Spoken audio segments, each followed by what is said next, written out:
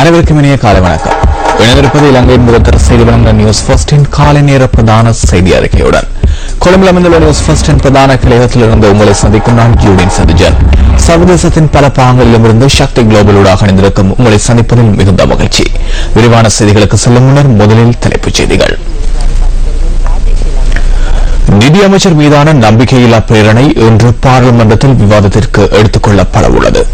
கொஸ்கம சாலாவ ராணுவ முகாமில் ஏற்பட்ட தீயினால் சேதமடைந்த வீடுகளை புனர்நிர்மாணிக்கும் நடவடிக்கைகள் ஆரம்பம். ராணுவம் தெரிவிப்பு.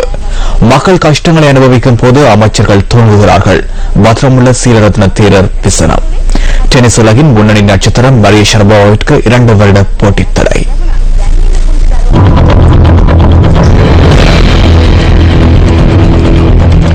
தொடர்பது விரிவான செய்திகள். முதலில் உள்நாட்டுச் செய்தி.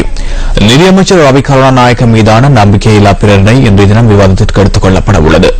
குறித்த பிரேரணை மீதான விவாதம் நேற்று இடம்பெற்றிருந்த போதிலும் பாராளுமன்றத்தின் ஒலிவாங்கி கட்டமைப்பில் ஏற்பட்ட கோளாறு காரணமாக சபை நடவடிக்கைகளை தொடர்ந்து முன்னெடுக்க முடியாத நிலை ஏற்பட்டது. பிரதமரிடமும் வாய் மூலம் கேள்விகளை கேட்பதற்கான சந்தர்ப்பத்தில் எதிர்க்கட்சியின் பிரதம கொறடா அனுரகுமார திசாநாயக்க எழுப்பிய கேள்வி ஒன்றிற்கு பிரதமர் பதிலளிக்க ஆயத்தமான போது ஒலிவாங்கி சீரழிந்தது. இதனையடுத்து சபை நடவடிக்கைகள் பிற்பகல் 1:25 அளவில் சிறிது நேரத்திற்கு இடைநிறுத்தப்பட்டதுடன் பிற்பகல் 2:40க்கு மீண்டும் ஆரம்பமாகின. ஆயினும் ஒலிவாங்கி கட்டமைப்பு தொடர்ந்தும் செயலிழந்து காணப்பட்டமையால் சபை நடவடிக்கைகளை இன்று காலை வரை ஒத்திவைப்பதற்கு சபாநாயகர் கரின் ஜெயசூரிய தீர்மானித்தார். இதன் பிரகாரம் இன்று காலை 9:30 மணியளவில் சபாநாயகர் கரின் ஜெயசூரிய தலைமையில் பாராளுமன்றம் கூட உள்ளது. கொஸ்கம சாலாவ ராணுவ முகாமில் ஏற்பட்ட தீயினால் சேதமடைந்த வீடுகளை புனர்நிர்மாணம் செய்யும் நடவடிக்கைகள் ஆரம்பிக்கப்பட்டுள்ளதாக ராணுவம் தெரிவித்துள்ளது. நேற்று முதல் இந்த நடவடிக்கைகள் ஆரம்பிக்கப்பட்டுள்ளதாக ராணுவ தளபதி லெப்டினன்ட் ஜெனரல் கிருஷாந்திரி சில்வா தெரிவித்துள்ளார். வீடுகளை புனர்நிர்மாணம் செய்யும் நடவடிக்கைகளை துரிதப்படுத்தி வீடுகள் விரைவில் மக்களுக்கு கையளிக்கப்படும் எனவும் அவர் கூறினார். இதேவேளை அபாய வலயமாக அறிவிக்கப்பட்ட பகுதிகள் தற்போது பாதுகாப்பு வலயமாக மாற்றப்பட்டுள்ளதாக மேற்கு பாதுகாப்பு படையின் கட்டளை தளபதி மேஜர் ஜெனரல் சுதந்திர ரணசிங்க தெரிவித்தார்.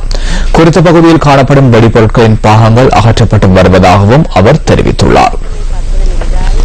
முகாமிலிருந்து 500 மீட்டர் சுற்றுவட்டத்தில் உள்ள மக்கள் நேற்றைய தினம் ராணுவத்தினரின் உதவியுடன் தமது வீடுகளுக்கு சென்று பார்வையிட்டு மீண்டும் முகாம்களுக்கு சென்றதாகவும் மேஜர் ஜெனரல் சுதந்திர ரணசிங்க தெரிவித்தார்.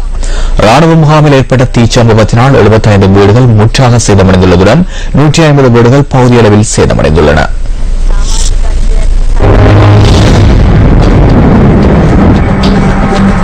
மண் சரிவு அபாய எச்சரிக்கை விடுக்கப்பட்ட பகுதிகளில் உள்ள மக்கள் அது தொடர்பில் அவதானமாக இருக்குமாறு தேசிய கட்டிட ஆய்வு நிர்வாகம் மக்களிடம் கேட்டுக் கொண்டுள்ளது.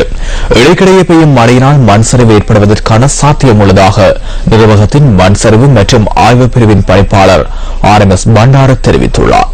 மண் சரிவு எச்சரிக்கை விடுக்கப்பட்டுள்ள பகுதிகளில் ஆய்வு நடவடிக்கைகளை முன்னெடுத்து வருவதாகவும் அவர் குறிப்பிட்டார். இதேவேளை நேற்று பிற்பகல் 2 மணி முதல் எதிர்வரும் 24 மணித்தியாலங்களுக்கு மண் சரிவு அபாய எச்சரிக்கை நீடிக்கப்பட்டுள்ளதையும் RMS பண்டார சுட்டிக்காட்டியுள்ளார். ரத்தினபுரி, கேகாலை மற்றும் கண்டி ஆகிய மாவட்டங்களுக்கு இந்த எச்சரிக்கை தொடர்ந்தும் அமல்படுத்தப்பட உள்ளது. கடந்த காலங்களில் ஏற்பட்ட அனர்த்தத்தினால் குறித்த 3 மாவட்டங்களில் அதிகம் பாதிப்பு எதிர்நோக்கியிருந்தமை குறிப்பிடத்தக்கது.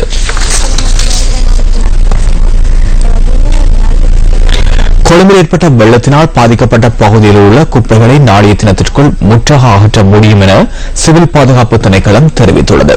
முப்படையினர் மற்றும் உள்ளாட்சி மன்றங்களின் உதவியுடன் இந்த குப்பைகளை அகற்றுவதற்கு நடவடிக்கை மேற்கொண்டுள்ளதாக திணைக்களத்தின் ஊடக பேச்சாளர் மேஜர் ஜெனரல் வஜிரகுமாரதுங்க தெரிவித்துள்ளார். இதுவரை சுமார் 250 பகுதிகளில் குப்பைகள் அகற்றப்பட்டுள்ளதாக சுட்டிக்காட்டியுள்ள சிவில் பாதுகாப்பு திணைக்களம் கொரோனாவை பகுதியின் சில இடங்களில் குப்பைகள் அகற்ற வேண்டியுள்ளதாகவும் தெரிவித்துள்ளது. வெள்ளத்தினால் சேதமடைந்த வீடுகளுக்கு இழப்பீடு வழங்குவதற்காக அனர்த்த முகாமைத்துவ அமைச்சிடம் 54 பில்லியன் ரூபாய் கோரியுள்ளதாக கம்பஹா மாவட்ட செயலாளர் சுனில் ஜாலால் தெரிவித்துள்ளார். கிராம சேவகர்கள் மூலம் கிடைக்கப்பெற்ற தரவுகளின் அடிப்படையில் இழப்பீடு கோரப்பட்டுள்ளதாகவும் அவர் மேலும் தெரிவித்துள்ளார். வத்தளை பகுதியில் வெள்ளத்தினால் பாதிக்கப்பட்ட மக்கள் தொடர்ந்து முகாம்களில் தங்கியுள்ளதாக மாவட்ட செயலாளர் தெரிவித்தார். இதேவேளை கடுவலை, சீதாவக்கம் மற்றும் ஹோமகம ஆகிய பிரதேச செயலகங்களுக்குட்பட்ட பகுதிகளில் வெள்ளத்தினால் சேதமடைந்த வீடுகளுக்கு இழப்பீடு வழங்குவதற்கான விண்ணப்பங்கள் கிராம சேவகர்கள் ஊடாக மக்களுக்கு வழங்கப்பட்டுள்ளதாக கொழும்பு மாவட்ட செயலாளர் சுனில் கண்ணங்கர தெரிவித்தார். குறித்த விண்ணப்பங்கள் ஊடாக தகவல்களை பெற்றுக் கொண்டதன் பின்னர் மக்களுக்கு இழப்பீடு வழங்கப்படும் என்றும் அவர் தெரிவித்தார். வீடுகளை புனரமைப்பதற்காக 10,000 ரூபாவும், வெள்ளத்தினால் சேதமடைந்த பொருட்களுக்காக 25,000 ரூபாவும் வழங்கப்பட உள்ளதாகவும் கம்பஹா மாவட்ட செயலாளர் மேலும் சுட்டிக்காட்டினார். நாட்டில் நிலவும் இன்றைய வானிலை தொடர்பான தகவல்களுடன் இணைந்து கொள்கின்றார் வளிமண்டலவியல் திணைக்களத்தின் வானிலை அதிகாரி முகமது சாலிஹி.